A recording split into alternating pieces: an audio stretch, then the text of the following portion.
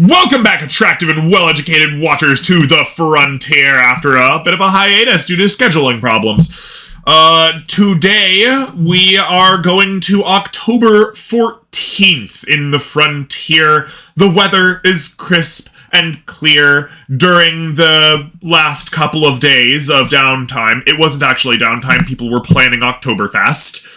During the last couple of days, Morg returns Torner's staff to him in secrecy with a small note of apology. And now we have block text. But before we do that, everybody feel free to introduce yourselves. I'm a Nazi Skyrider with a throat that feels like glass. Being sick is fun. Playing Aldous Ronan, the human armor artificer. Also, I have a new kitten. Had to make sure everybody knew that. I'm Adam, playing Torner Firestrike, the wildfire druid dwarf. I'm Flicker, playing Calden, the Curse Cure. That's great. Isa? Can you hear me? Yes. Yep. Sorry about that. I'm playing Oleg with a wig that hasn't been washed in weeks, which is visible. Oh my god, we forgot. It's like, oh shit, wow. Oh, that's true. He's been some places too. Mm-hmm. I feel like Oleg would probably keep up some kind of maintenance just because, he'd see people, tending to their hair, so he'd try to repeat it, maybe? But maybe not as well as he could be. But it's a wig. It's not hair, it's a wig. Yeah. He probably would try to maybe wash it with his clothes, which again, does he actually wash his clothes all that much? I don't know. The cleansing stone. I suspect that the beautiful white wig by now might look not that white anymore. That's hilarious. Seth? Oh, I am Seth Gatomia. I play a Naru Coltier, Vampire Queen, and Requisite Group Furry. Yes! It's gonna catch on, we're telling you. Oh man. She's not actually a vampire, but she's not actually a vampire, but some people do think she is. The rumors are abound. The rumors abound. So we will go to block text. One more thing. Oh, one more thing? One more thing. I don't remember if this was ever on camera. Aldous got hit with a curse some time ago, the wild magic effect, where he every time he enters his home, it rotates 90 degrees. So he just builds a shack in Dalnama. It's a nice, perfectly symmetric square shack with doors and windows on every side, so that when he enters, you can't tell anything changed. Beautiful. Of all people, this feels like a thing that he would do. Oh dear, Aldis, I thought that you had the bat on the other side of the room. How odd. It moves around on its own, unfortunately. Alright, we all ready? Question. Oh, question? I have a quick question about the staff. What kind of condition did Morg leave my staff? It's perfectly good. It's still magical. Alright, good. Yeah, it's good. Yeah, does it have some bite marks? Nope, it does not. Yeah. Oh, good. It's completely intact. Perfectly good. Completely intact, fully charged. Good. Might even be polished. Kill him now. Might even be like polished. Yeah. Polish the staff, huh? Yeah, I don't have to kill him. Alright, cool. Brought it back to fighting condition. So the day before, Aldous just shows up. All right, Torner, I'm ready to help you find your stuff. Oh, okay, you already got it. Yep. So on to block text. The day before Oktoberfest, the glorious dwarven holiday of Torner's people has come. While Torner's prized wine is not yet available, the celebration of eating and drinking shall still have all manner of delightful alcohols and foods for all to enjoy. Ferry services to transport food, alcohol, equipment, and people to the border of Muchang and the Gourmet Coast are ongoing thanks to the canoe services of the Chichesha, who have also been invited to enjoy the festivities and bring their own delicious alcohols and foods. For once, the wanton flooding of the moist fields seems to work to the advantage of these people, as their shallow-bottomed canoes can manage the waterlogged lands with practiced ease to cut traveling time.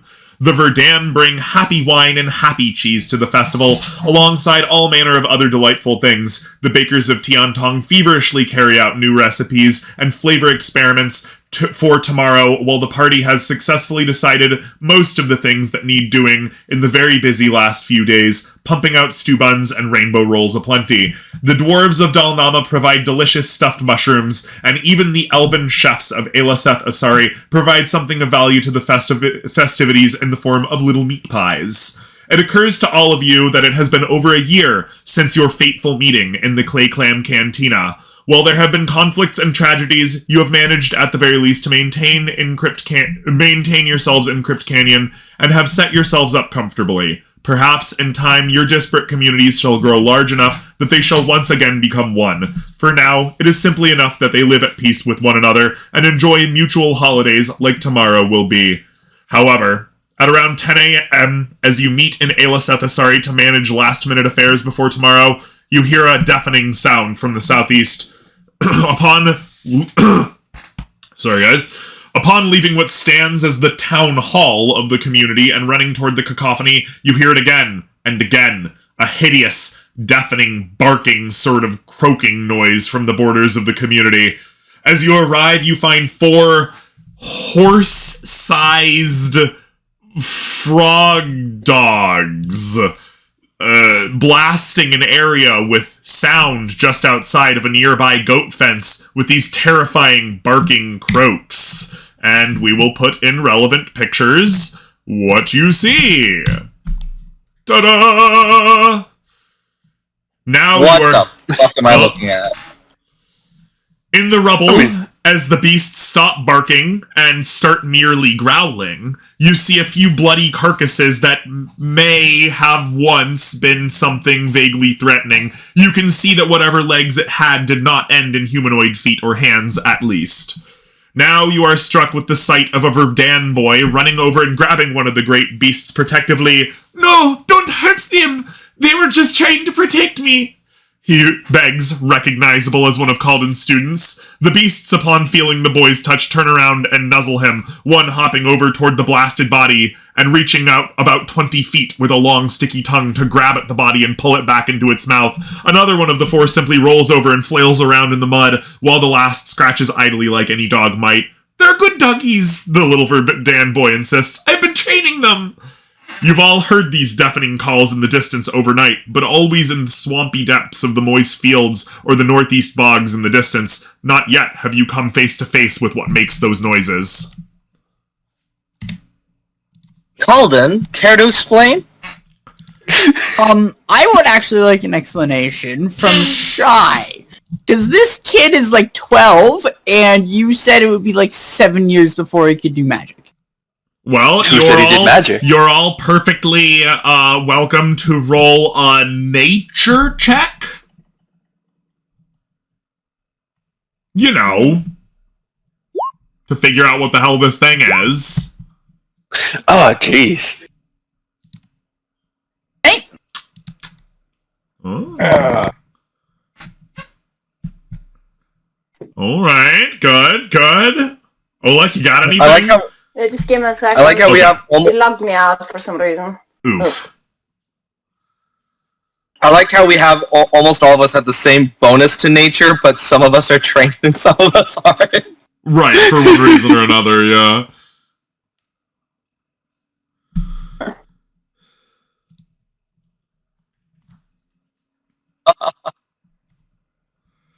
Nice.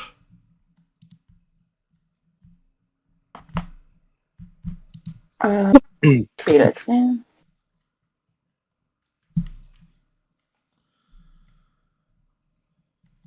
I must be blind right now because I can't find Oleg. Okay, nature is said, yeah? Nature, yes.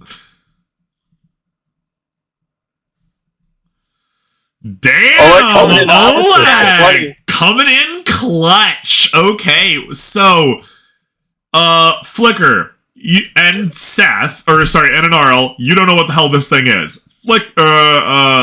Torner, you know that this is a mud mutt, and they're big and dog-like and frog-like. Anase, you know that this is a mud mutt, and they have long, sticky tongues, and they're playful and gigantic, and they have croaks that cause giant cones of deafening sonic damage. And finally, Olek, you know all about these things, actually. You've heard all about these things. You know everything that Aldous knows. You also know that they're playful and friendly, but they're really, really bad pets. You know, because they're the size of a horse, and they're highly like prey oriented. They're very predator prey oriented. So if somebody starts running away from them, they'll just automatically chase them, even if they don't mean them any harm. And if they bark at you, then it will, you know, tear your house apart like it did this goat fence and whatever was attacking. Yup. Oleg will definitely, go over, and start patting him on the belly.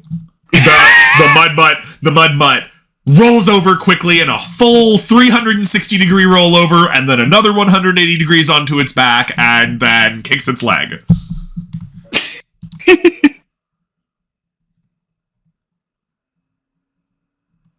Gnarl's just gonna... weirder.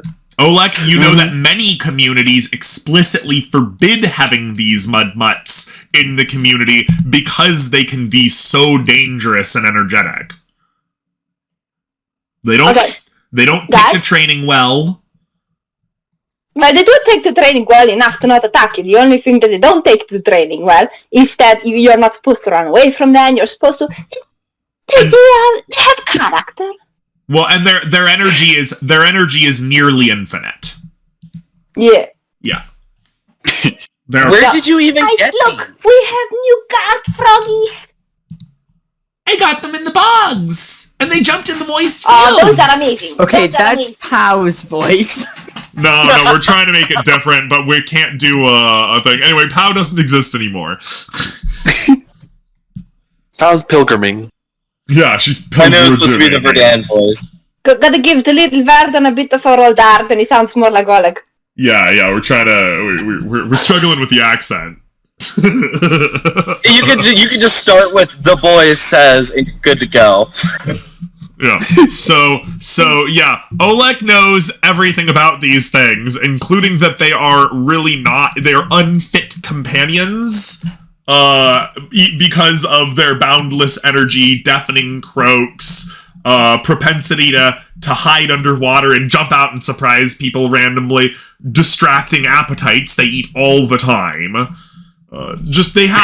They have many boundaries to domestication. Me. Can we assume? Does anyone else? No one else knows about them, do they? Anase knows a bit about them. He knows that many communities don't like them around and that they are not dangerous, at least in that they're not aggressive, but they can be dangerous. Yeah. All Gnarl knows is what she's seen so far. What she's seen so far is interesting. Now, listen, guys. I know that many people don't like them because they're noisy and they always run around and scare people, and if you run away from them, they think you're a snack. But they're kind of cute, aren't they? They and are you see, cute. they're not aggressive. You just, you have to know what to do with them. But this is Oleg.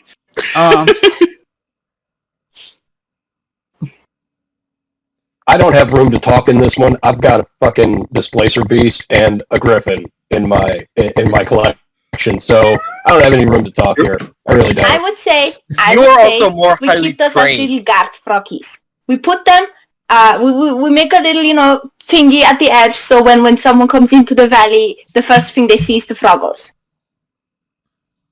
We keep them at the top. Basically, they're guard dogs. You want guard dogs. I want Frog guard dogs. Frog I want a guard dogs. frog. They barked down a fence, Olek. I don't think we have the ability to make an enclosure that can hold them. Well, but we could hill up a hill that's nice and high, so that the sound doesn't go through.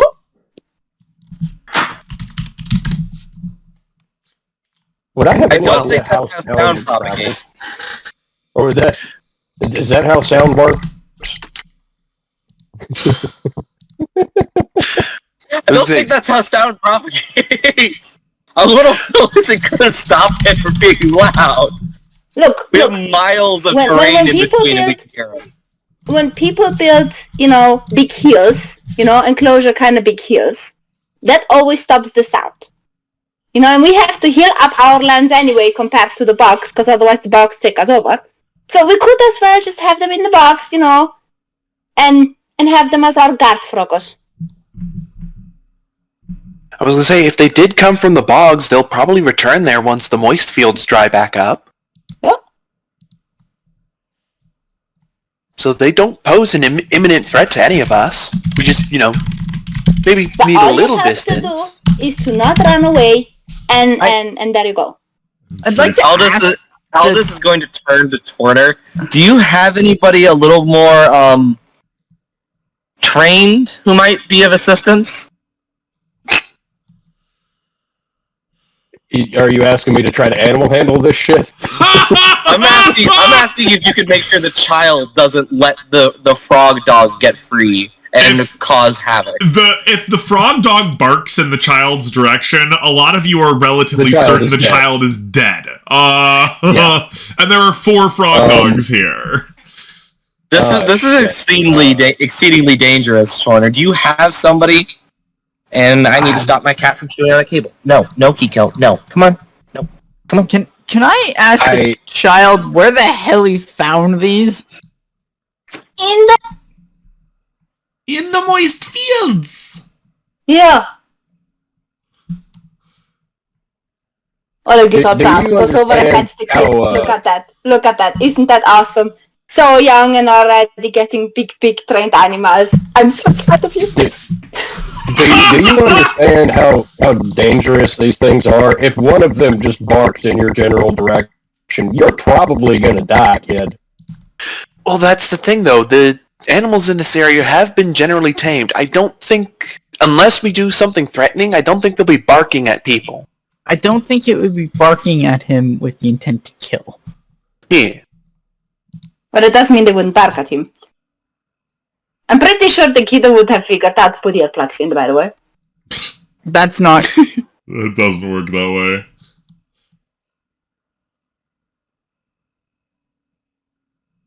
When it croaks, fish are forced up to the surface, dead in the water. What do you even call that? What damage type would that even be in 5e? Sonic. Thunder? Thunder Yeah, that'd damage, be thunder. Yeah, there isn't a Sonic in 5e, that's what I was asking. If a creature is submerged in water when it croaks at them, it's like way worse. Jeez. Is that like mantis shrimp? It's just a wall of force. Of concussive force, yes. Yeah. Jeez. It's an upcast thunder wave in its mouth is basically what we're looking at. And now they are at the borders of your community. Of Ayla Alright, Sakasari little doggos, specifically. let's go. Just dangle a bag of treats and lead them back into the bomb.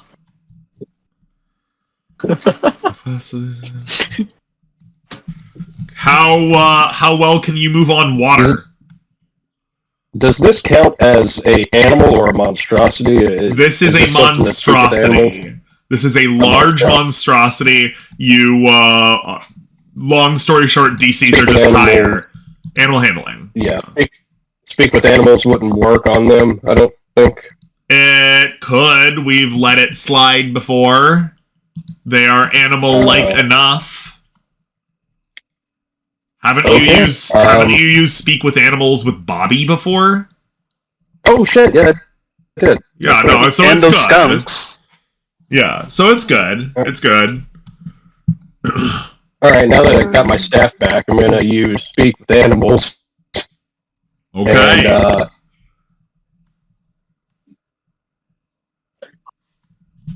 I'm looking forward to this voice.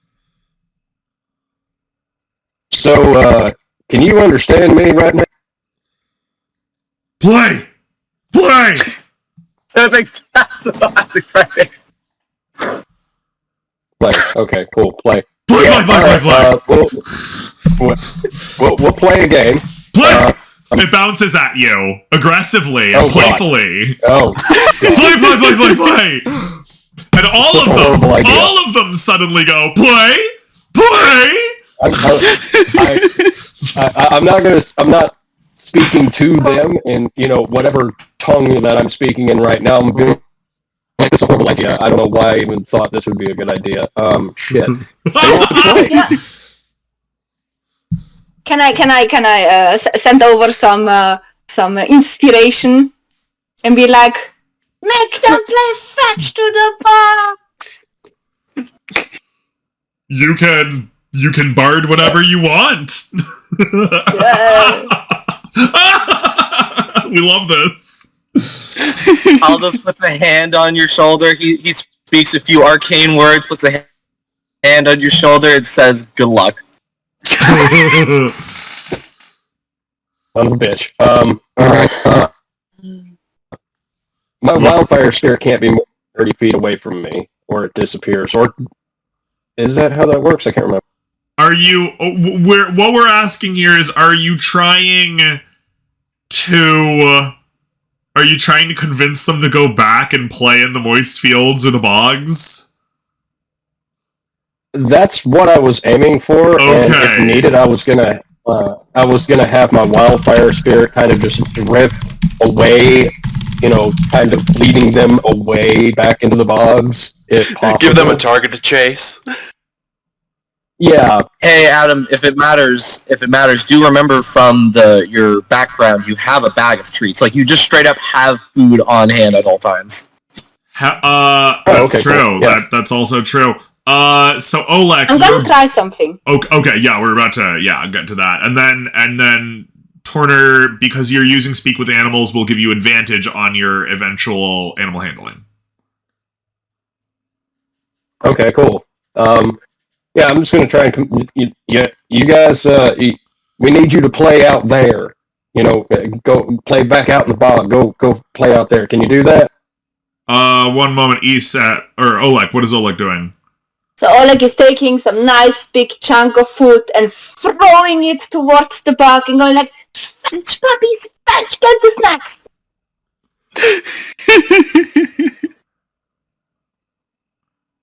Okay. Alright.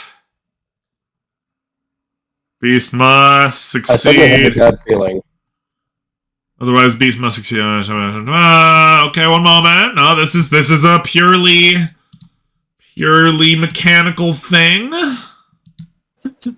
What's your DC? My DC? My spell save? Doesn't matter. It fails its will save. One of those things is your friend. Oh, it's not a beast. No, sorry, it's not a beast. It's a monstrosity. It doesn't work. They don't even chase after I was going to say, would it, if we're bending the rules, would it have advantage, is what I was going to suggest. Yeah, it would have advantage. Because 2 seconds. We'll do this. It's cool. Kablam. No, okay, yeah, one of them is your friend. It is charmed by you. If you or one of your companions harms it, then it stops being charmed by you. For 24 hours, it is your friend. which isn't really that different from what you had going on already. It was kind of already your friend, but now it's definitely your friend. Yes. So Torner. Okay, can I try to climb on its back and take like out my little angle, and attach some food and just try to like lure it to the bugs? Yes, absolutely. You may try to do that. That is an animal handling roll, Oleg. Please do it. Oh my god, please do it. This is excellent. Beautiful. Do the thing. Olek, as you climb onto this thing's back, which it allows because it's your friend, and then you stick a stick with some food in front of it, it leaps. Oh no, sorry. Its tongue shoots out, grabs the thing, snaps the stick, and it eats it. And it doesn't move an inch the entire time. Aw, but it's cute. Good try, Olek, but it's got one over on you on that one.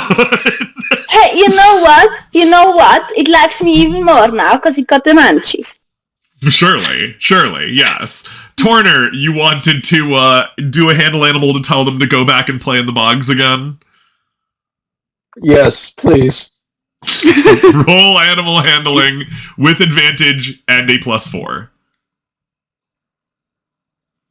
I imagine trying to play fetch with these things would be interesting, because, you'd have to throw it really hard just so it can't snap it out of the air with its tongue. 31.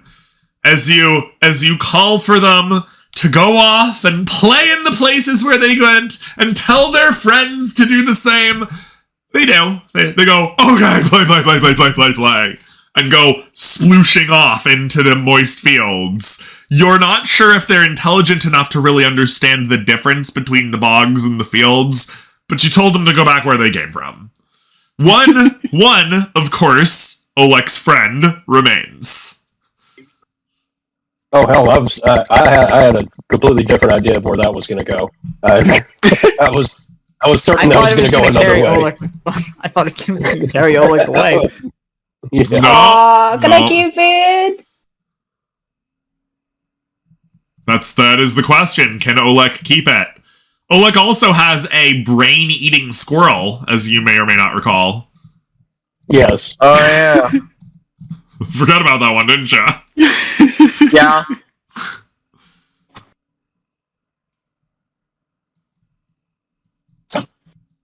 Now what? Olek The asked problem if appears Olek to can be keep resolved. it. Can Olek keep it? I mean, I think Olek's done a good whether or job not- with the squirrel. Oleg has done a good job with the squirrel. I mean, Are we sure about that? We're not sure I'm about willing- that. Yeah. I'm willing to let It sounds like I'm we've willing been to see what keeping a happens. census on Olek's Verdan children. Hey, I'm let's pretty let sure Oleg Turner do and Oleg. Oleg were training the squirrel together. That's true. Yeah. I mean, yeah, we can. We'll see how this goes. I mean, what's the worst that could happen?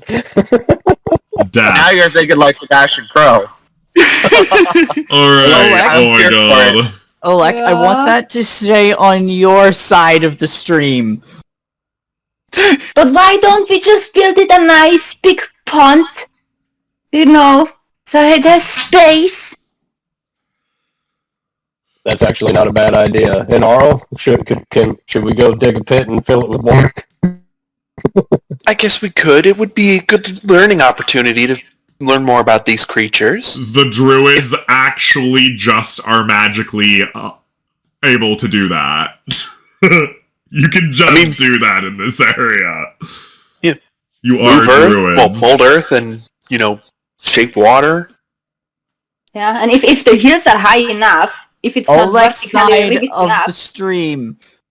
under the islands. The islands are nice and high, nice and tall, make big walls, and then underneath you have a little pond, and there you put in the frog. So might I make a suggestion that you put the pond kind of way out away from the community down here, and it's kind of a nice repellent. Wait a sec, I don't see anything. Like, down towards the tipish area of Verdan. the... The peninsula shape, the boot. Like here? Yeah. That Somewhere down general in there, area. away from the community. But yeah, that was the meaning. The meaning was put it somewhere like here at the tip, right? So that if need be, it can, chase over here, chase over there, chase over there. Exactly. Deploy There you the go. frog dog. Release the Froggy fest. hounds! Cry havoc and release the frogs of war. Oh, geez. Okay, well, we expected you to maybe fight these guys, but that's good. We don't know why we... Yeah, okay. So... I don't know why we you usually expected end up... us to fight a non-threat. Well, we don't know why we expected you to not fight, or to fight an animal. You guys never have before. Alright. So, we have block text from here on out for another bit of block text. After things are just starting to settle down, and a solution has been made for the Mudmutts, a scream comes from the south, and the alarm horns of Dalnama sound. The Grimishka head at Olek's side, which usually limits its outbursts to loud chattering when spells are cast nearby, now wails in an ear-splitting shriek, the likes of which none of you have ever heard.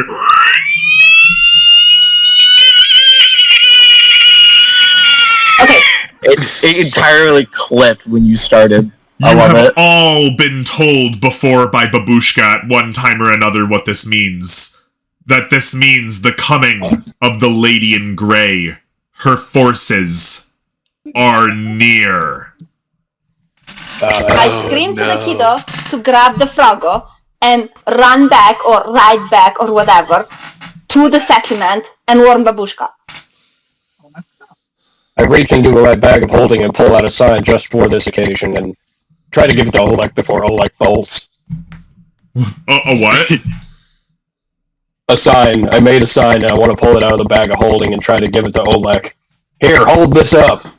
What's the sign say? It says let chaos reign, but it's completely fucked up.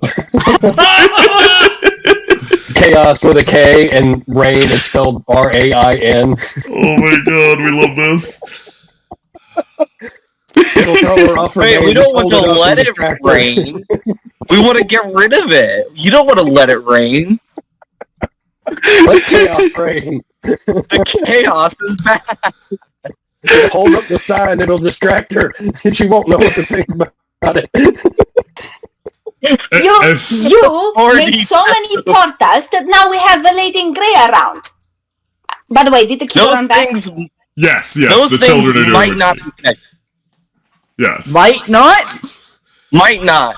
As you arrive... You made so many portals that now we have the chaos here. And all of you were not believing me that the bloody chaos would show up because you keep on making magic. And now you gotta help me. You made this mess, you gotta help me fix it. I think it might have more to do with the spies who were spying on you, but you know what? You do you. Albus is going to run his community, direct all of his people into the caves for shelter and whatnot.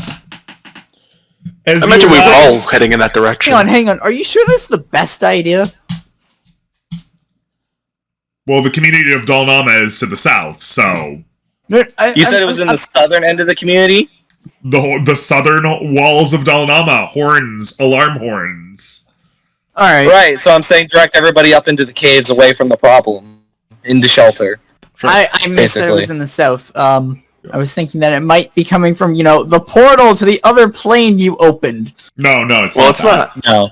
It's not that. As you arrive at the southern walls of Dalnama... Now, wait a second. Oh, okay, sure. I have a question because a while ago, Turner gave me, what the hell was it? He gave me an amulet of non-detection, yeah. Non-detection. So would the Grey Lady detect me? No, not you, specifically.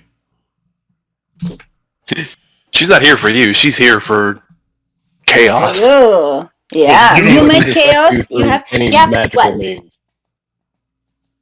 You caused chaos. Now you have the chaos here.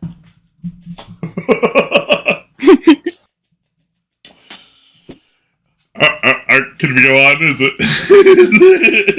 it good?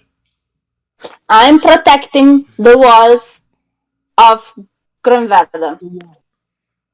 Okay. Olek stays in his community to mount his people, which we know Olek can do in 10 minutes flat too, as he's done many times before. So we don't know. Maybe that's a good idea. Yeah. As you arrive at the southern walls of Dalnama, and overlook the river from the grand waterfall. You see in the misty northern west shores that there is a small force on the other side. They are distant, but the sharp eyes of the party can see that they are 3 well-armed and armored hobgoblins. Not attractive hobgoblins like Olek has so often been mistaken for, but the proper gnarled warriors of their species that others are so much more used to. But these ones are different even then. These ones have a touch of grayness to their skin and seem different, more put together, and perhaps even touched by something more than the material plane.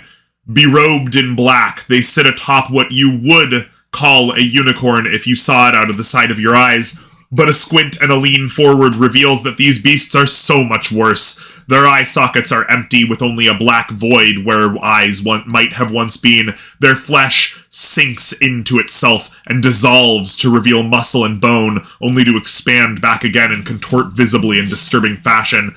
Behind them, a group of around 24 goblins with grayish skin also set up camp, arguing but otherwise getting work done, as the 3 leaders sit on their hideous mounts and stare across the river, and each strokes a grimishka that rides along on its terrifying steed.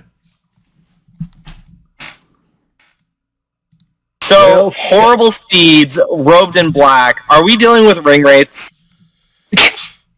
We couldn't tell ya, you know, it's not really our business to say. And we certainly aren't looking to get sued, so we're not gonna fall for that trap, Anase. Anase takes off his face and reveals he's a CIA agent trying to attract you. trying to, from the Tolkien estate, trying to get us. We know your tricks.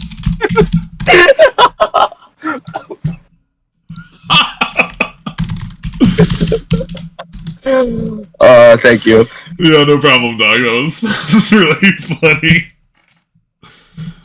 Okay. Do they appear to be moving on us? No, the goblins are setting up camp, and the riders are just sitting there at the other side of the river, looking across, watching us, petting their grimishkas, presumably talking to each other. But you know, the Great River is pretty wide, so you can't hear them. Like they can't hear you, presumably. Mm-hmm. And that's a thick boy river. No, it's many hundreds of feet across. Yeah, it's a big boy river. Oh. It's like 500 feet across. Yeah. Damn. Well, there goes one of my ideas. No. No, wait, no. Maybe. Do I have that prepared? Ranger. I am over here planning.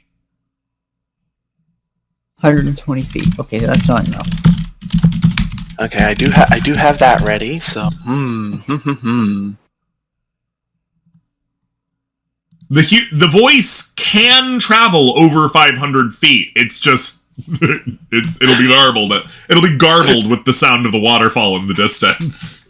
So you'll be like, "What are you doing here?" And they'll be like, "What?" And you'll be like, "What?"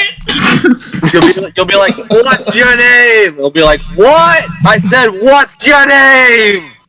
I'm sorry, I'm not here to play games. I'm referencing an old YouTube video. Alright, anyway. Okay, so what do you guys do? They're just chilling. Well, we definitely can't just leave them there. It sounds like we mobilize a counteroffensive to meet our new guests. How close to the river are they? Like the shore of the river? They're like on the shore of the other side. Interesting. They're basically wrong tool. They're basically over here essentially. Yep. We're all on the shore. Yep, just chilling there. Presumably yearning for freedom from Yankee tyranny. You know, we don't know. You'll have to go check that out for yourself. Here, we'll make a little dot. All right. Oh, come on, man. Well, it's a good thing I still have the Cloak of the Manta Ray. Unfortunately, that leaves just me. See that little red dot right there? Yeah. Jesus. Yeah, that's a thing. Well, I was gonna say I can make it easy for all of us to get across. Water walk. You have boats, you know that, right? Listen, if they strike and sink our vessels before we come onto shore, listen, we're not D-Day, okay? Okay, fair enough. We have little canoes.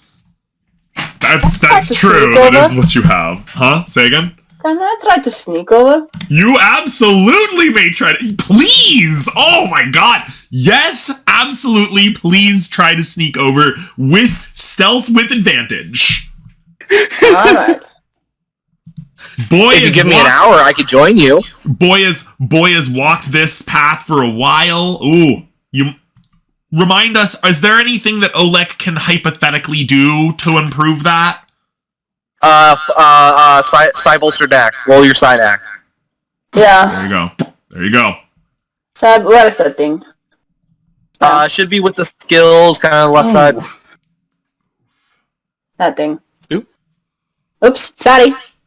Oh, it's cool. Those aren't rolls.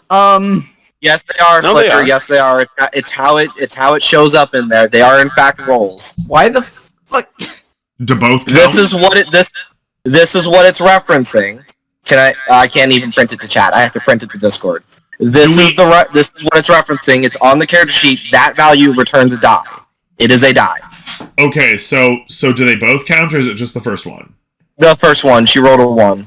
Okay. They're D8s. So she rolled a 19. Yep. All right, Oleg, you're sneaking. You're sneaking good. You've been through these bushes a million times already. You roll over. Where are you trying to sneak from? What vantage point? You swim across the river? Are you sneaking in from the side routes? Yeah, I'm coming from the side, so first I'm gonna try to go over the Crocodile Island and then sneaking over there, yeah. Okay, well, the crocodiles, as you know, just leave you alone. So you circle around. You're rolling along the shoreline. You're wet, but it's cool. You've been wet before. It's fine. You see them from a distance as the party. What are you water walking? How are you doing this? You can borrow my Book of the Manta Ray if you ask nicely. Huh? I'm swimming. No, we're talking to the rest of the party. Oh. I was say, I can water walk up to 10 people. Is that concentration? How long does it last? It is not concentration, it is 1 hour. That sounds like a perfectly cromulent plan, In fact, if you ask me. I was going to say, it's a ritual. If you guys want to stand around her for 10 minutes, she can do it for free. I'm okay with that. Do it. Yeah. So while Oleg's doing his sneaking, because I imagine that's going to take more than 10 minutes, and Arl's, Take time. Yeah, and Arl's getting everybody, Jesus-ified. Excellent. Y'all Jesus walkers now, son. All right. Really says a lot that druids were related to clerics. Our staffs can cast Pass Without a Trace, too, at will, can't it? With no Yes, cost, yep. if I remember. Yeah. Right. Yeah, we think so. I'll pass Without a Trace this shit. Alright, I Nice. won't bother changing to my infiltrator armor. I'll stay with the guardian armor. So you can punch people with your thunder fists. Yep. Reasonable. It's All mithril, right. so I'm good. All right. So you guys end up walking across the thing. Mm-hmm. And closer, they look just as imposing as they did from across the river, perhaps even a little bit more. And as you near, he goes, "Good afternoon. What a lovely community you have here. You have done well in this canyon. How are you today?" Just fine. Why are you here? Oh, straight to business, I see. Very good. Your glorious little canyon here has attracted the attention of a grand lady from the west. The lady in gray. She hears that you are harboring fugitives who are wanted before her countenance, and that the leader of these fugitives goes by the name we have heard of Oleg. We are hoping that you, knowing that this man is a criminal and a scoundrel in the eyes of the law, would be understanding and perhaps tell us of his whereabouts. We understand, of course, that the other fugitives with him may be misled, perhaps even lied to. And so we only ask that perhaps you give us the whereabouts of their leader and his mentor, who is known, so we gather, by the name of Babushka. Of course! What crime is he, what crime has he committed? Oh, he's a petty thief and a murderer and a scoundrel. Nothing that you should concern yourselves with. Well, he has done no such crimes in our community, and we do not follow the law of the Fae here. Aldous stops you from talking. We have no idea who you're talking about. Could you describe these fugitives? Oh, well, it seems that the Vampire Queen knows of this Olek figure. Perhaps he's gone into hiding in one of your communities without some of you, he looks to Aldous, even knowing. But in our community is on the other side of the lakes, so you might want to check there. She's gonna shoot him a glare. Well, of course, we understand. At you back. Well, of course, we all understand that there is a festival to happen tomorrow, and so many of these potential fugitives might nearly not know the nature of their crimes. So we will, of course, allow you to carry out your, what have the people called it, Oktoberfest, in peace. But rest assured, we are merely an advanced scouting division. The day after your festival, a larger force of the Lady in Greys will arrive. So, perhaps for the good of your people behind those quaint wooden and stone walls, it may be best for you to turn in the leader of these ne'er-do-wells. I will, of course, consider checking the community of the traitors and failures, as he looks at an RL. Failed experiments. Oh. So tempted to react. Already there. Oleg has been watching the entire conversation. Hmm. He recognizes the symbols of the Lady in Grey. How could he forget? After all, it was burned into his childhood memory. I'm sorry, good sir. Wait a sec. Can I relay information to these people? To Aldous, Caldin, and so on. If you wanted to set up the telepathic bond, roll the duration. Yeah. I think you get a minimum of an hour. How far away are you?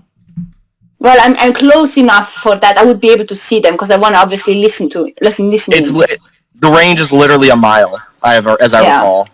Okay. I would probably be, a few trees away, being behind the tree, looking over from the corner to see what's going on. Out of the side, just about. Roll D8 6 hours. 1 to 3. Nobody seems to have noticed you, Olek. Just letting you know. Nobody seems to have noticed you. And you've seen them stare around a bit. I just want to point out that the Psychic Whispers is range of sight. Yeah, I would see it. I would see you. Yeah. To establish the link, yeah. You can to establish the link, not to communicate. Yeah. So we could say that if Oleg's going on a scouting mission, she can set up the Psychic Whispers telecom ahead of time with 3 of us. The 3 does not include Oleg, so it's 4 total. Yeah. Yeah, so I would probably do who's there even? Caldin? Presumably everybody. Aldous and Turner. Yeah. Yeah. And Anaro. Everybody So I forgets would Inaral. probably have done Inaral, knowing that Inaral is, probably, at least in part in trouble. Kaldin, because Oleg trusts Kaldin. And as a third, I would probably, Oleg would probably have picked Turner. Fair enough. And so he would relate to them that they should find out if the rest of the Verdan would be in trouble if the leader would be handed over, or rather if they would find the leader and hand him over pretending that they don't know where he is. I believe he said fugitives plural, so he's looking for all of the Verdan. Well, no, he said that he would be fine leaving the rest of them if you would just hand over their leader and the mentor of their leader, known to them as Babushka. Gotcha. Because everybody else is obviously, or could obviously just be misled by these horrible fugitives. These two, Babushka and Oleg.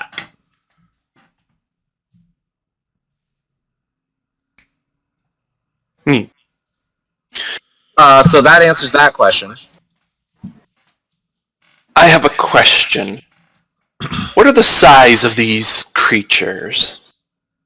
Oh, most of them are small. Like No. I'm not asking them. I'm asking you, Shy. What are the size of these creatures? I'm reading stuff, so I'm like, Well, they're hobgoblins, so they're medium-sized, and they're riding on what look like fucked up Eldritch Abomination versions of unicorns, which are large. They're the size of horses, and the Grimishkas are as big as cats. And the guys behind them, couple dozen, goblins. So small. All right,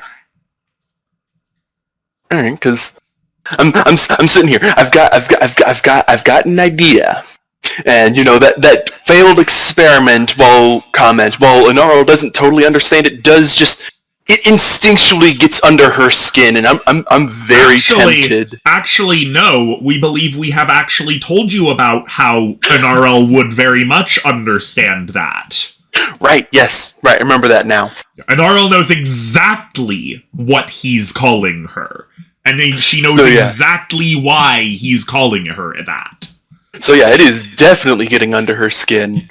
Yeah. I am very tempted to just have her... Oleg sees you get red in your face. Oh yeah. You bunny.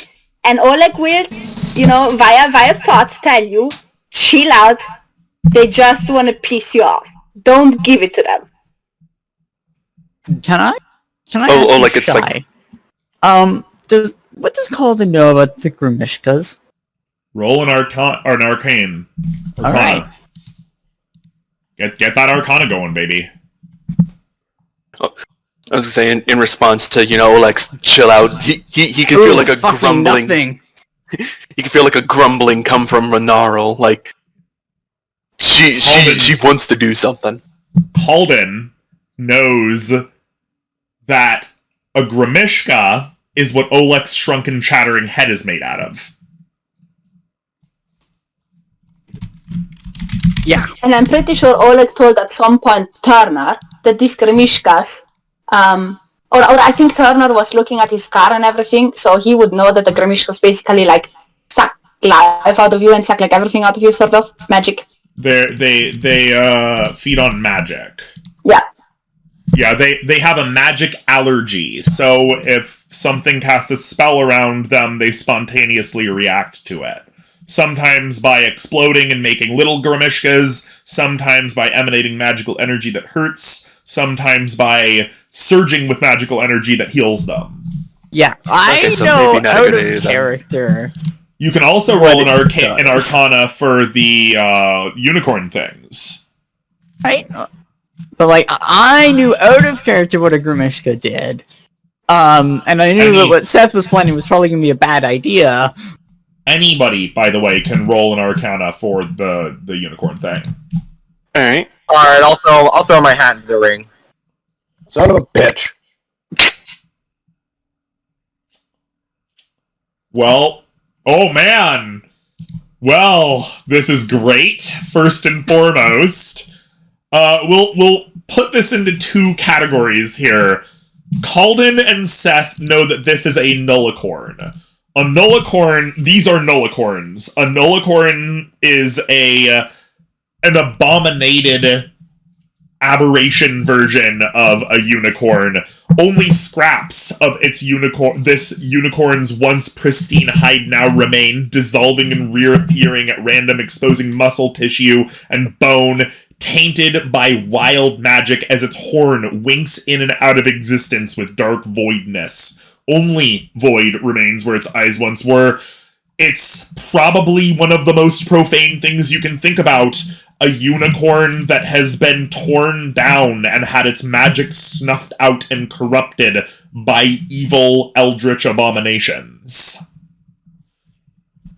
Jeez. They hate magic because they rage at the power of what they once lost. Olek and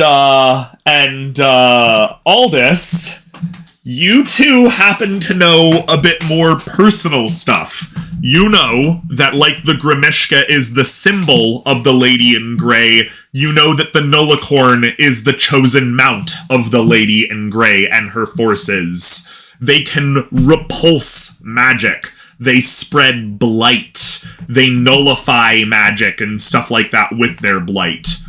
And give you a rash, too, which is no fun. And they're magically resistant. Oh, well, there goes my idea, then. The Lady in Grey herself follows the anti-magic theme with these nullicorns and uses their horrifying countenance to disturb and intimidate people. You know, it's so funny, because Oleg kept on warning them and they just wouldn't listen. I love it. Mm-hmm. These bad boys are everything the party is weak against. Yep. Yeah. Shit. In fact, this whole enemy party that you can see, you know, maybe the hobgoblins are just high-level fighters or whatever, but their mounts are anti-magic and their pets are anti-magic.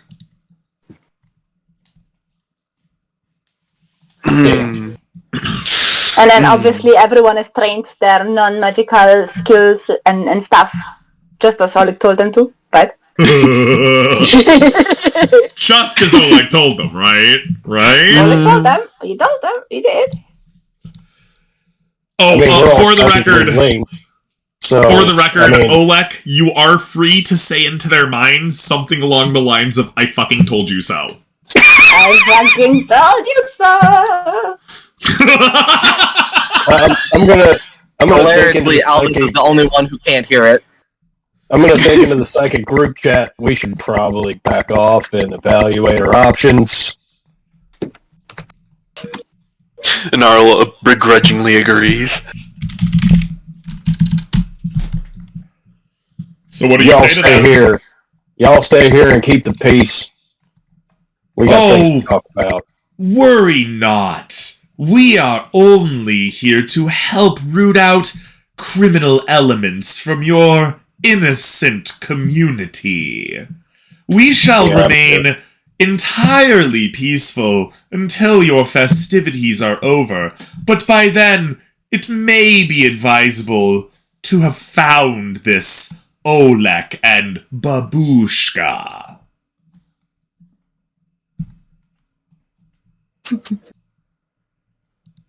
You're free to do whatever the hell you want. I'm gonna turn around and start walking back to the walls. I'm gonna start walking back to the community. Gnarl's gonna stare at them for a moment, then turn around and leave. Can we find somewhere quiet to speak without intruders? Oh yeah, they stay on the other side just fine. No, How private? not good enough. How private do you want? I'm talking maybe interdimensionally private. And Aldous gestures to a rope. I mean, I have a tiny hut, which prevents That's a lot. also interdimensionally private. No, it's not. Oh, no, it isn't? No, it's the same plane of existence. It's just sorry. almost entirely cut off. Oh. And I'm guessing it prevents uninvited guests? Yep. Just in case we have any invisible tag-alongs? As long as they're not within the radius when it's cast. At least two of you can provide functionally interplanar privacy. Put it out there. Either way, would you like a rope trick or would you like a tiny hut? I'll give this one to the party wizard. I don't care. See, whatever's the most secure and private.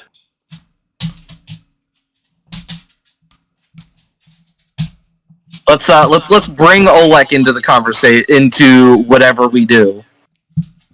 You can all meet back in Belmama afterward. Yeah, give Oleg time to get back. Bring everybody into the rotating symmetric shack in the middle of Belmama. How big is that shack? I was thinking pretty decently sized because Aldous has a lot of workstations in there, a lot of tables and stuff. So definitely enough for a party of people. It doesn't matter wherever he calls his home. This is why he doesn't live underground, because you don't want the mountain to start turning around. Yeah. Well, that and because he wants to protect all of the dwarves who don't have dark vision. Not just leave them out in the cold and dry, Let's be real, Aldous. The reason that you don't live inside is because you don't want the mountain to spin the entire range to dust like a blender. That depends on the point of rotation. Let's get precise about the axis of rotation. Alright, so... Anyway. So you guys meet back up in Dalnama. Oleg, you are there. Am I? Yeah, I guess I am. Yeah. We give you time to catch up. Okay. You could do the tiny hut. I trust that more than the interdimensional portal. Oleg would complain about the rope trick portal anyway. It's funny, because you would think that Aldous would be excited to make another interdimensional portal. Strange, he seems all portaled out. Not thinking of portals anymore, we take it. No, don't worry, I am. I just don't want to say it until we're under the safety of the time. Alright. Can someone do something to make sure that it's just us? It needs to be within 10 feet, a 10-foot radius of me. If I've had enough time to... Oh, I've got fairy fire. I don't have alarm prepared today. Right. Do I have a scroll of alarm? I do not. Are you looking to see if anything invisible's around? Because I got fairy fire. Fairy fire would work. Go to bed. Alright. Unbelievable. I didn't prepare fairy fire today. What's the duration of fairy fire? Let's find out. It's like a minute. It is a minute. Alright, in that case, I need to take a minute just to cast it. Damn. Alright. So, I guess when the fairy fire goes down, I'm going to start casting. Alternatively, I could lay down webbing, and anything that gets caught in, I would see it moving through the webbing. That's true, too. Doesn't that also last a minute? 1 hour, believe it or not. Okay, do we want me to spend a 3rd level slot on this, or not? I'm just having a private conversation. Once we've confirmed that we're, not being watched around by invisible creatures, we need to just go ahead and get this done. I will not ritual cast it. So, if... Oh, no, it's cool, actually. Who's spending the spell slot? I spent the slot on fairy fire. Oh, okay. To see if anything is invisible around our immediate location before we throw up this interdimensional hut thing. It's not interdimensional. No. Both of the party scholars ready to jump in on the actually. A 10-foot radius immovable dome of force springs into existence around and above you and remains stationary for the duration. So the spell ends if you leave its area. 9 creatures of medium size or smaller can fit inside the dome with you. The spell fails if the area includes a larger creature or more than 9 creatures. Does the spell fail? Try? No? No. Good. Creatures and objects within the dome, when you cast this, can move through it freely. All other creatures and objects are barred from passing through it. Spells and other magical effects can't extend through the dome or be cast through it. The atmosphere is comfortable dry, regardless of whether it's outside, until spell ends. I can command it to be dimly lit or dark. It's opaque from the outside, and whatever color I choose. Okay. Sounds like you got yourself some privacy. We made a skiff.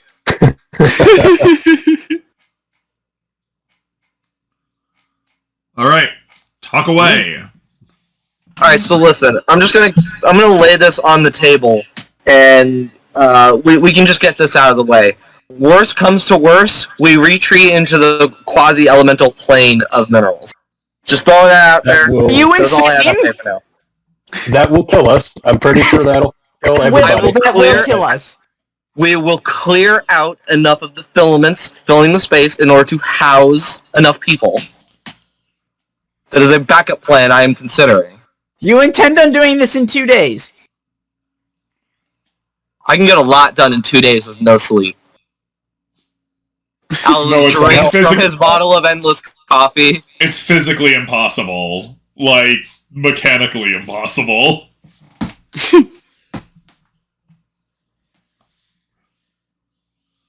Again, I don't have any backup art. Are you insane? Well, we've got to do something, because I don't even trust these things being here for a day. So, if we have to give them 2 days, we've got to at least have something ready. The only other secure location we got is Tantong, and I mean, we could have the party over in Tantong. I think we were going to have the party over there anyway, so it'd be an excuse to have everyone over there and get them inside. It's one of the most fortified places around here that isn't going to cut us in half the moment we walk through the doorway. This is true.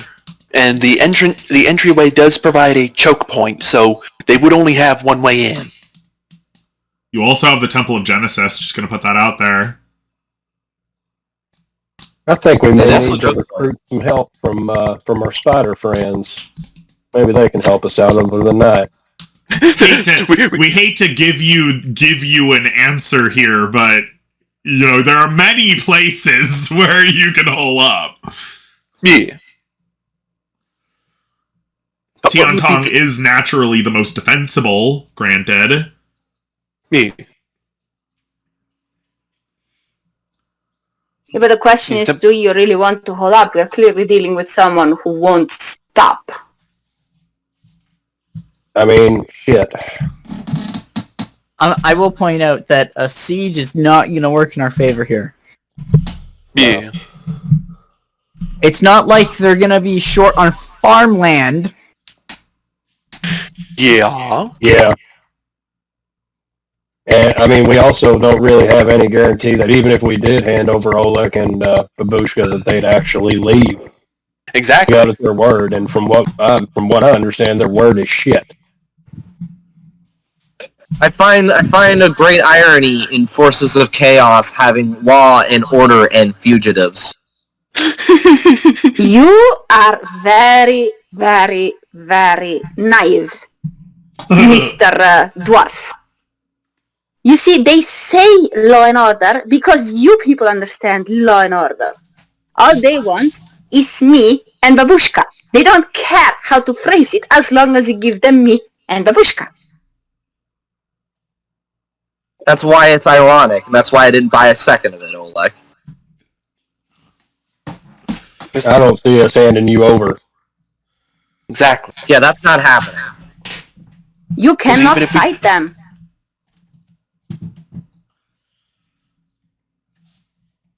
You're all magical. You're all chaos people. Chaos does not work. You cannot fight them. I can surely make a go of it. I mean, didn't say it'd be easy. Well, who said we have to use our magic to fight them? We could use our magic to set something up. That's what I was thinking. We can't fight them directly with magic, but we can make their lives difficult with it. The other thing, too, is that Aldous primarily doesn't rely on spells, only magical effects. So unless they can completely nullify all magical items, then Aldous is still a contender in the field.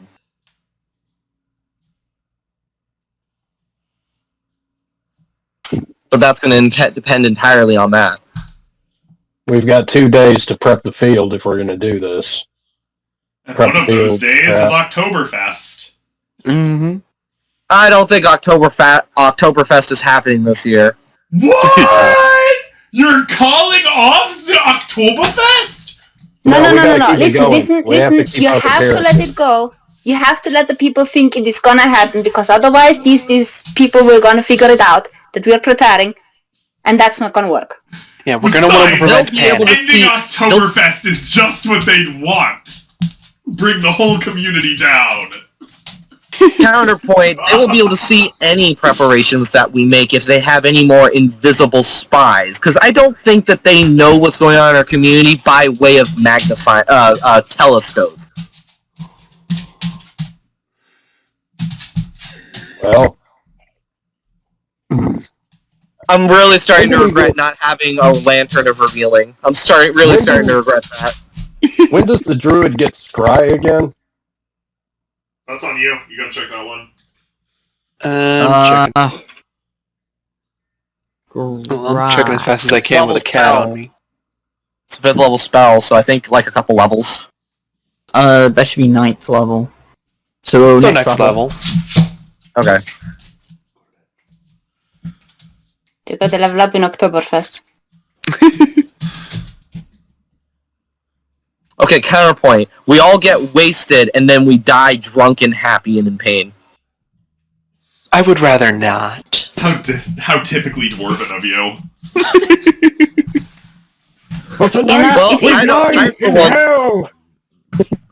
I for one do not feel like going out like Rune Rock Rider. I prefer to live. But we might be running out of options. We love that Rune Rock Rider has become part of the cultural zeitgeist. We're happy about that. Well, I mean, we did have a good influx of their dwarves. You did pre-write a nice big cinematic. I can't not respect that. I have to respect that. I love a good cutscene. You guys could try to escape? That's the thing. We have so many people we would have to move. We would have to uproot everything we have built here. And we'd have to do it in 2 days. That would not be an easy task. That would cause more problems than it would solve. And they'd be right on us anyway. Exactly. They're already here. They would be right on our tails. Do we want to launch an attack on their party, is the question. What if we do it differently? What if we set up a trap? And you bring me over as the first you found. And I run towards the trap. And we lure them over there. What if we lead them into the interdimensional portal? And kill them with adamantine fibers? Well, how do we get them in? That's the question. Well, do they have an armor for me? Do they have a what? Armor. Do you have a spare set of armor for going in there? Because you see, they want me. They're gonna come after me. I can just run, be like, hey, come for me, come for me, come for me. This is true. Oleg would be hard to catch. Speaking from experience. Wait a minute. Hold on a second. What does Mithril do again to armor? Does it remove the strength requirement? Yeah, we think so. No, it does not. What is Oleg's strength score? Give me a sec. I'm looking for a 15 or higher. If you have a 13 or higher, it'll be fine. Strength 15. Well, Okay, Strength so 15. strict hypothesis. Oleg could wear Aldis's mithril plate armor and be okay in the plane, and not have a armor penalty. If armor normally imposes disadvantage on dexterity stealth checks or has a strength requirement, the mithril version of the armor does not.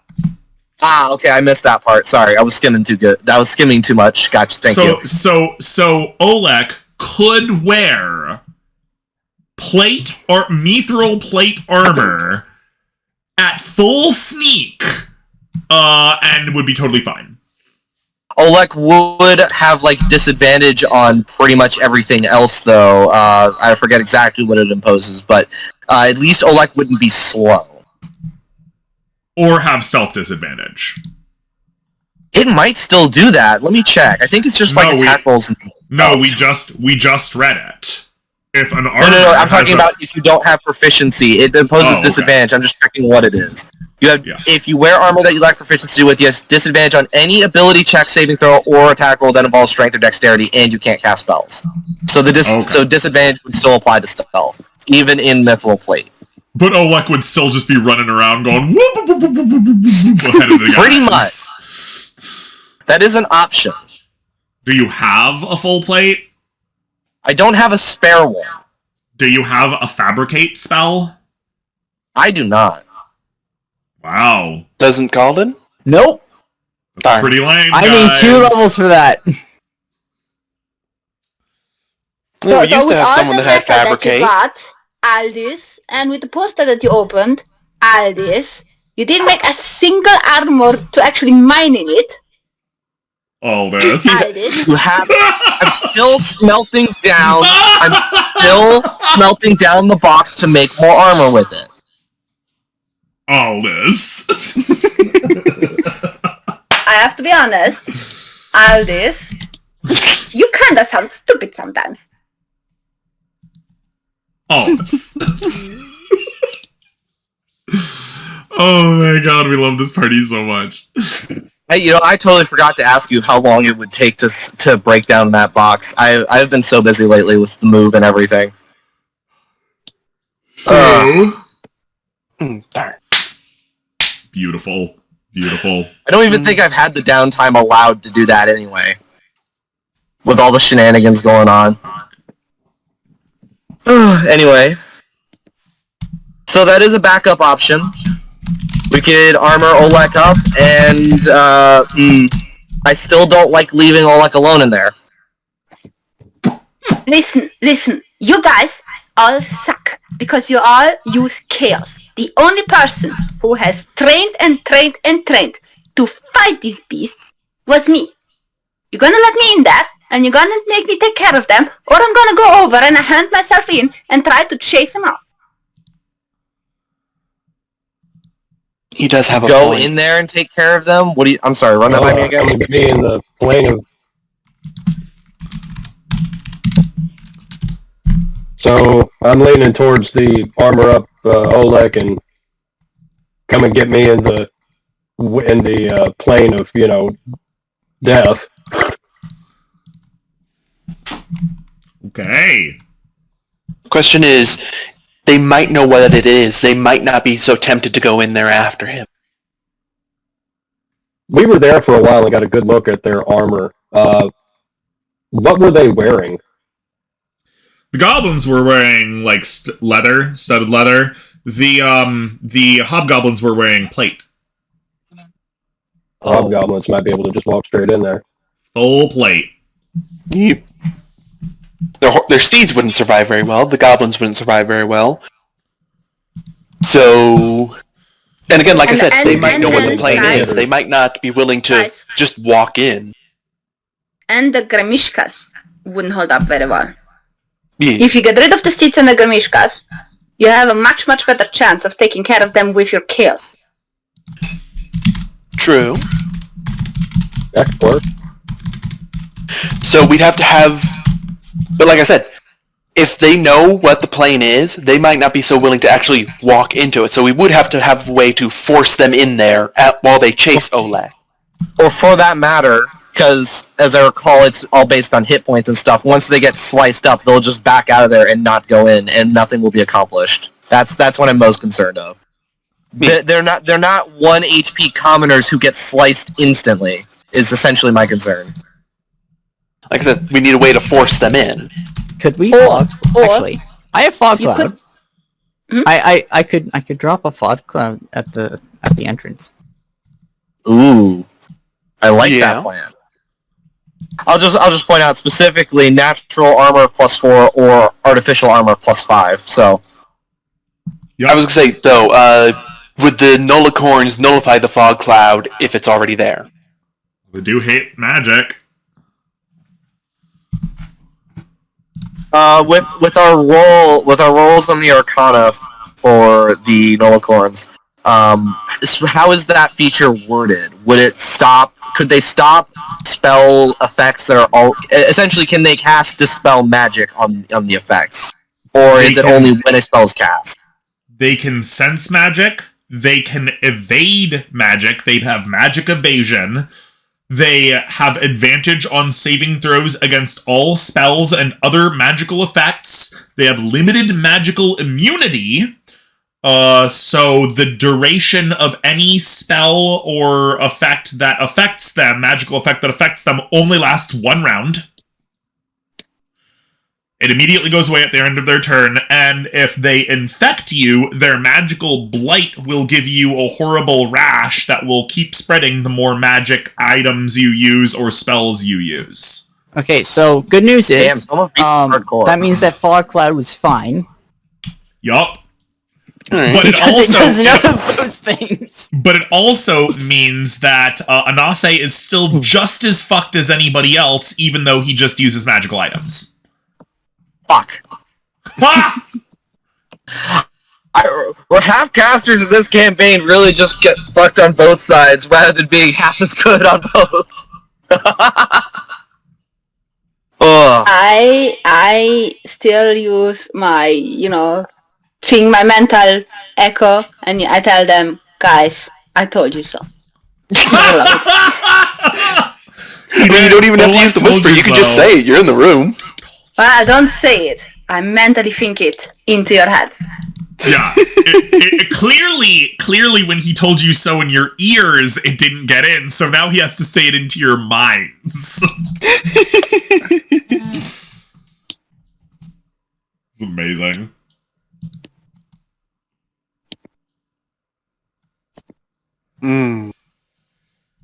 I'm drawing a blank on ideas, really. It's either we turn over Oleg and all that, which isn't going to happen, or we stand and fight and probably die horribly glorious deaths. Okay, now here is the difference.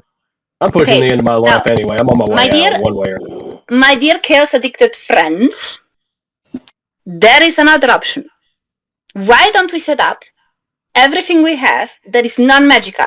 Any traps, any... we could charge, all kinds of animals at them. We could, go like the old style things, draw a bloody blade and just, chase after them with the blade. Like farmers, like normal people. And for example, I still have this rock throwing thing device that I built together after I bought it and it was broke. So I could launch at least a few rocks at them from the distance. What if, Gnarl's getting I'm getting an idea and I'm putting it through Gnarl. What if the way we can force them into the plane after chasing Oleg, because Gnarl is for the idea of, just luring them, because that's kind of one of the more sensible options.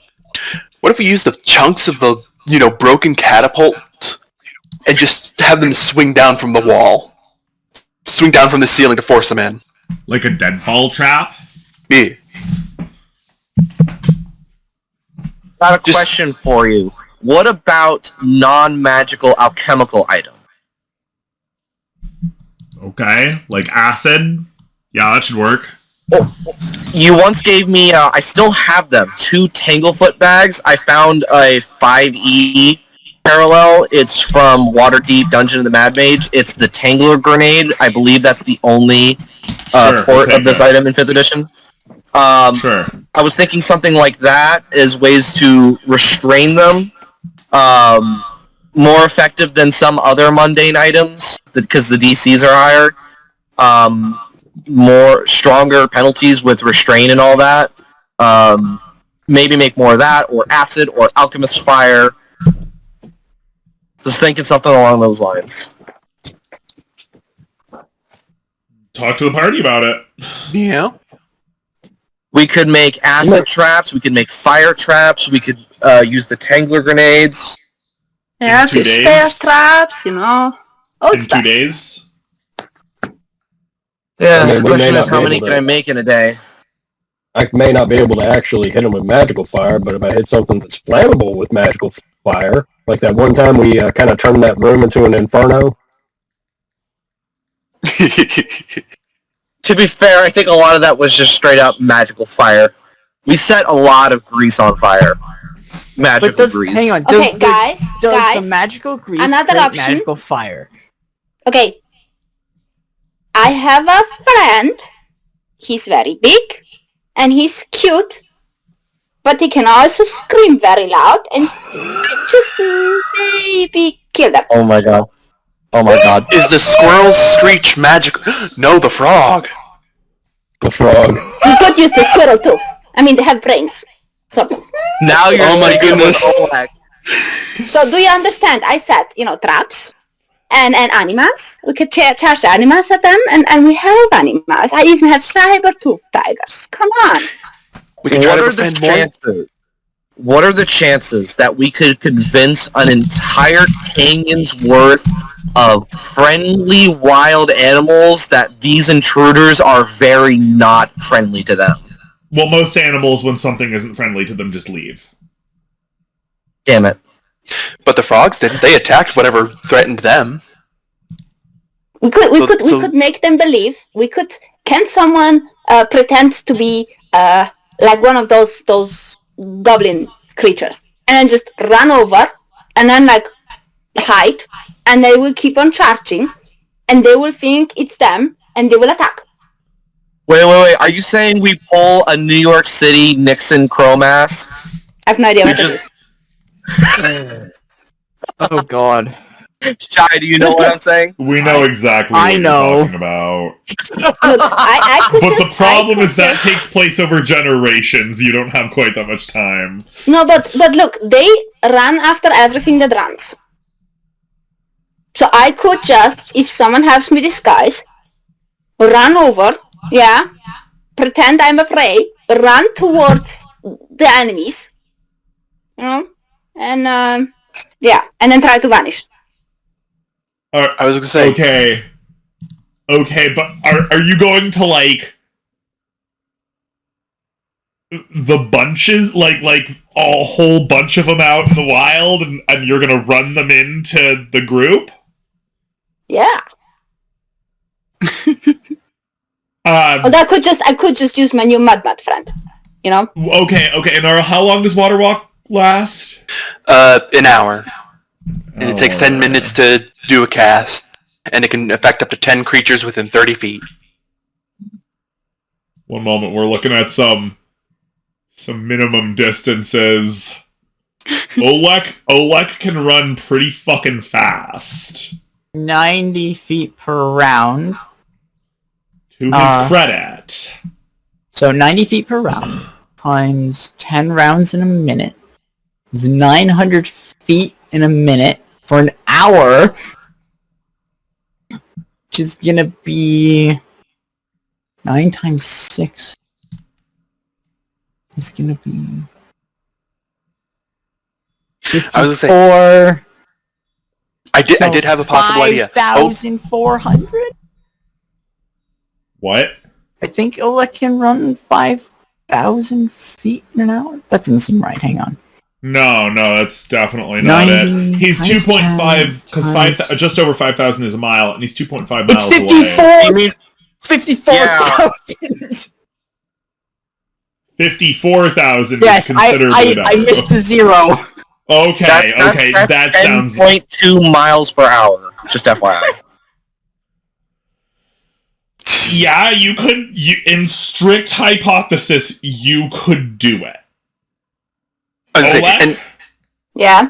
are you willing to make a run for your life across literal open water, over an entire island of crocodiles, and along the shoreline to your enemy?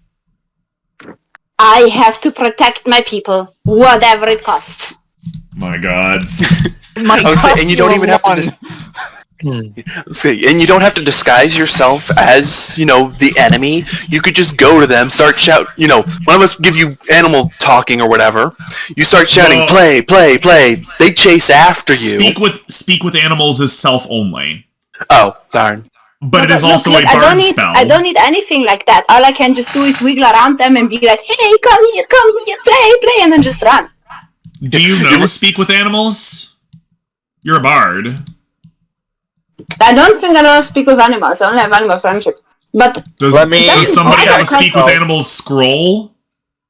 Let me see. You've only got animal friendship. I just checked. Okay. If somebody has a speak with animals scroll, Olek can use it. Well, how long would it take to... never mind. That would be a day. Turner could do is to speak with animals on them.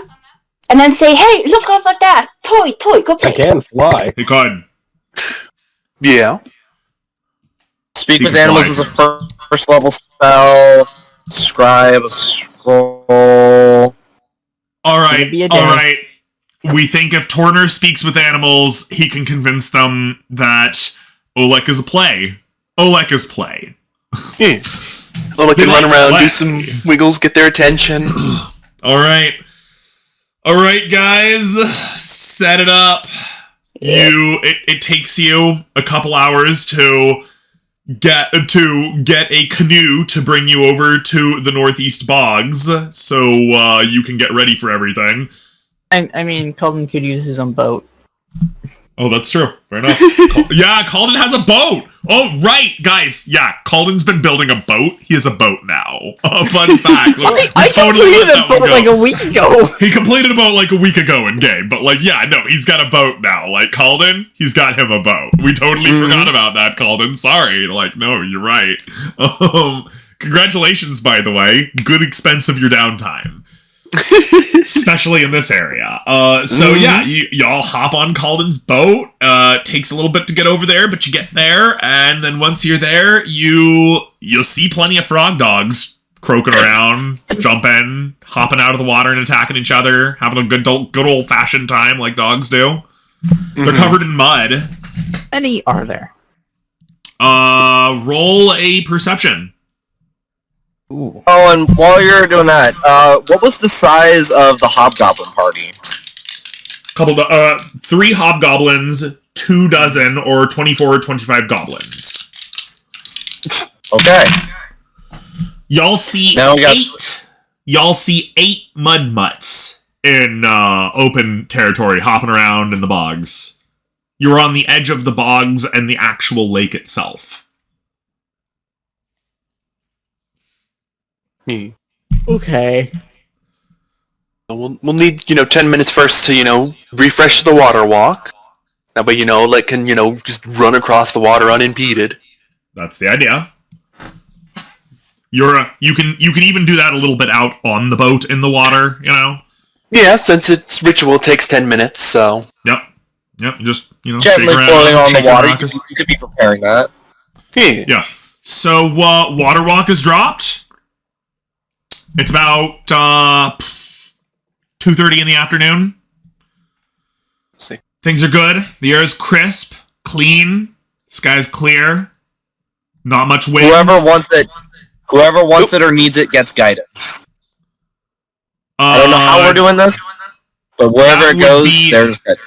That would be Torner. Yeah, Torner wants to have this for the animal handling. Me. Okay, what am I doing? You have another 4. You've got +4 to your animal handling once you cast Speak with Animals. Can I inspire him? You may. Turner, you can do this. Talk like you have never talked before. Convince Play them. a song on a flute. You need to convince them that Olek is a thing to chase all the way. Torner, it's playtime. It's play. You need to convince them that Olek is the object of play, and they need to catch him. Okay? Okay. Fetch. Remember, remember they're what is- stupid. Make it What does play. What does Bardic Inspiration do specifically? Would you like me to print it? Me adding put it on the D6. thingy.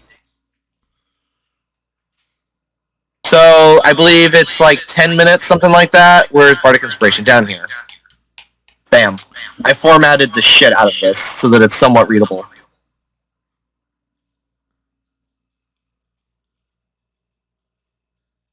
We don't think this applies to skills. Ability checks. Unless an ability check is a skill. Okay, yeah, fair enough. Right. So Need a roll D6 a 1d for roll a 1d6. Me? I even Yes. have a button for it on your Okay, just give me a sec. Zeph. There's a button for it. It's No, right under the psionic die. Wait, what? I have a button for it. It's right under your psionic die. The button that you click, the Bardic Inspiration's right below it. Oh, perfect. There we go. Free. Okay, so Torner, you to convince them that it's playtime and to follow Olek no matter where he goes, you have animal handling at advantage +8. Or sorry, +7.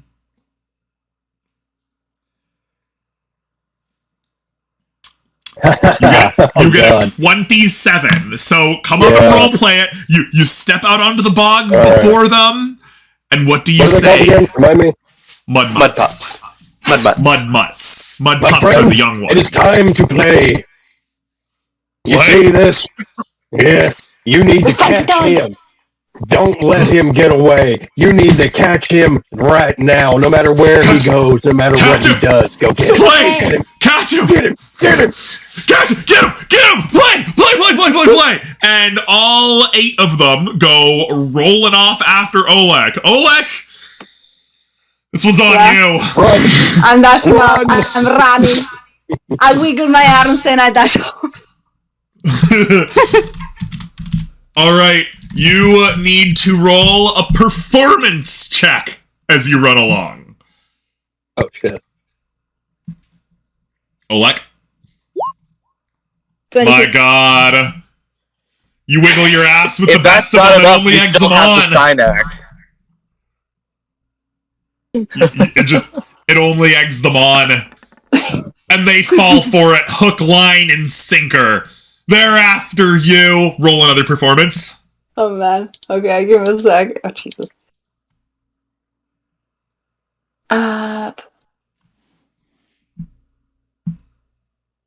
Yeah, Jeez. still asking. Wow. A 26 and then a 25. Man, they're just I'm the more only- into it than ever. As you I'm come the up and only you... one that actively wild shapes. Can I turn into a giant eagle to follow this debacle? You may. I'm As going you, to fall underwater with the Cloak of the Manta Ray. as you swing yourself on the last stretch of your chase over Crocodile Island, roll a performance once again, because you need to keep them distracted from all the crocodiles. Oh boy-oh. Oh, whoa, whoa. Nope, they stay on you. They do not peel off toward the freaking out crocodiles. They go, you run over, and you see in the distance the camp. You see in the distance the camp and the riders. And the riders look at you, and your sharp Verdan eyes can see one of the riders. Their eyes go a little wide, and they point at you, and they call out, "There he is! Mad Forces!" As a I'm giant charging eagle at them flies with spread behind arms. you. I'm charging at them with spread arms. My friends, here I am! I'm just running into them.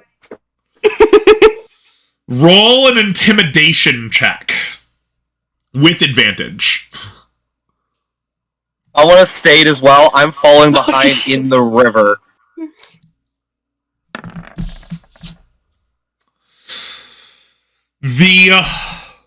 The goblins, as they see these 8 frog dogs and 1 guy and a giant eagle coming toward them at full speed, they scatter. The goblins just scatter. They're gone. They're like, nope, out of here, son. Which is bad, because now they are running. Oh, well, You gotta chase after them. I just want to point out that run took 17 minutes. Yeah. Yeah. The Grimishkas leap off of the Nullicorns and run off into the woods. This is hilarious, because none of this is inherently magical in any way, so none of them get any resistances. It's not a fear effect or anything, a magical fear effect. It's just like, gee, I wonder if I should stand in the way of these 8 charging horse-sized frog dogs. And a giant eagle. You're doing some morale shit going on. The prey instinct is kicking in. Yeah, the Nullicorns rear back, and each one of their riders get a reflex save, or an animal handling. One of the riders falls off, another rider falls off, and the last guy, the Mouth of Sauron, the Mouth of the Lady in Grey, manages to stay on his horse and goes riding away. as now, or his Nullicorn, as now the only things that are left are the 2 hobgoblin warlords who stand up and draw their swords. I leap out of the water. This is not a fight. No. Fun. This is not a fight. Okay. Those hobgoblin warlords have a challenge rating of 6, and each one of those mudmutts have a challenge rating of 5. Oh no. And then a giant eagle has a challenge rating of 1, but Torner can then, pop down and be a level 8 character. So, what happens is that these guys hit the mudmutts, and that does distract them. And the mudmutts then orient on them because they use pack tactics and absolutely literally devour them. Afterward, they puke out their dead bodies. Good boy. I'm glad we didn't fight those. God damn. Well, it was just a matter at that point of inevitable action economy. Mm-hmm. That is hilarious. More importantly, perhaps even still, if you're fighting more than one mudmutt, there's a devastating grapple combo that they can do with their sticky tongue, where they can basically just sticky tongue you from 20 feet away, pull you closer, bite you, and then another mudmutt can sticky tongue you from 20 feet away, pull you 15 feet closer, bite you, and then they can repeat that functionally indefinitely as long as their rounds last. So these guys actually couldn't have even gotten away if they wanted to, because the mudmutts were already surrounding them. And goodness. as you know... It's a good and thing as you Olek know, is that fast. Yeah, and as you know, any attempt to run away will just get their attention. Well, Olek is much faster than them. He actually had to slow himself down, because they can only go 60 feet around. So long story short, Olek, ran through their ranks and was gone. and then the mudmutts arrived and got hit, and it wasn't fun anymore. They completely wreck these 2 goblinoid warlords. If the group had maintained their morale and cohesion, we would have actually ended the episode there, and we would have had us tee up for a big group battle next time around, but we don't have to. Instead, next episode will be Oktoberfest. The episode after the revenge of the Grey Lady? Of the Lady in Grey, yeah. Presumably. Beautiful. Are we seriously going to Oktoberfest and not prepare? Drinking is preparing for battle. I'm sorry. Yeah, bro. Like, you're eating and drinking and partying. Yeah, come on. And also, you've clearly never people here have clearly never seen Beerfest. A year without an Oktoberfest cannot be allowed. It's not a year at all, really. How will the people have the morale to overcome the winter if they don't have an Oktoberfest? Counterpoint, it's always October 14th somewhere. Listen. Perfect. No, that's definitely just not true. Listen, Aldis. We are the leaders. We have to prepare. The people can have their celebration. That's true. That's how you do. Hell yeah. Are you still how do you feel about running through the quasi-elemental plane of minerals? Well, before you all get to that, we want to lay out rewards. Ooh. Because these hobgoblin warlords actually did have equipment. They had really, really good equipment. Well, they had everybody, so that's something. Okay, first and foremost, guys. Okay. Since I took most of the risk, most of this armor goes to my people. People cannot wear that armor. Okay. Yeah, at least the weapons. Something. No, it still goes to my people. Also, Oleg gets first pickings. Aldis had enough mess done with our metal. At the very least, I wanted stuff. You want what? I'm sorry? Everything. The metal and armor. The weapon and armor. Oh my god. Because Aldis took the metal, you want everything. Oh man, that's funny. So with a couple days to repair, I wonder... I mean, armor still takes a while, but I wonder how far along I could get towards making armor. So each of the Hobgoblin Warlords has a +1 large shield. Are they large and small anymore? No, is that a thing now? It's just shields. Okay. A +1 shield, a +1 suit of full plate, and a +1 great sword. Wow. Each of them have that, and each of them have 500 gold. Alright. 2 + 1 weapons that we can't actually use. Wait a second. I was the one who was, bringing over the Frogos. So, the 500 gold goes to everyone. Shared up. Except I get 10% from Aldis. The big weapons go to my dwarves. And the big shields go also to my people. And armor goes also to my people. You don't have anybody of appropriate size in your entire community that can wear that Not armor. the dwarves? No. It's too big. Well, then the armor goes to Kaldin's people. The elves. I don't think they're trained to wear this armor. Here's a question. Could I resize the armor, and how long would that take? It will fit. It would fit an elf, like if you resize it and stuff. It would fit a human. So everybody gets 125 gold, except for all this because Oleg specified. I didn't accept this.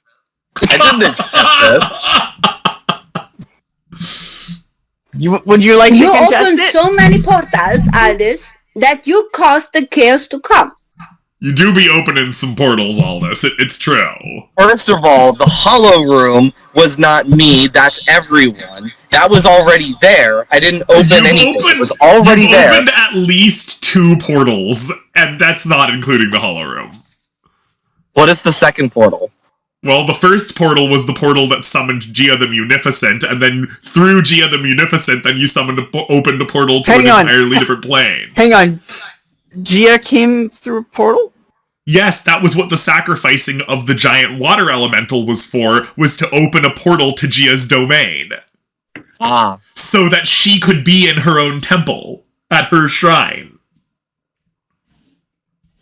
That's how That's how religion works and all this. Come on. If you would have bothered to roll your religion rolls, you would have known this. but you didn't, did you? You were just asked to make a temple for a genie, and you were like, sounds good to me, man. Alright, fuck, you got me on that one. Also, I'd like to point out that every time you cast Rope Trick, that's another portal. I have not cast it once. Too. I have not cast it once this campaign. I've tried. We gotta take Oleg's side on this one. You do be making use some portals, Aldous. I have made 2 portals and offered to make a 3rd. You know what? And you know what? That's at least 1 more portal than the next highest number of portal summoners in this group. Which would be... Has anybody here done a rope trick? No. Oh. I mean, Flicker wants to make a teleportation circle, so he's doing something that's almost a portal. That's almost a portal. That is... It's almost a portal. From this plane to this plane. It's close, but we will just correct ourselves. You're right. He's made at least 2 more portals than anybody else in this party. I gotta get going to get dinner. Alright, see ya. All right, this has been a good episode. We think we're good. Everybody, I hope you had fun. Everybody feel free to say goodbye. Bye. Bye. Bye.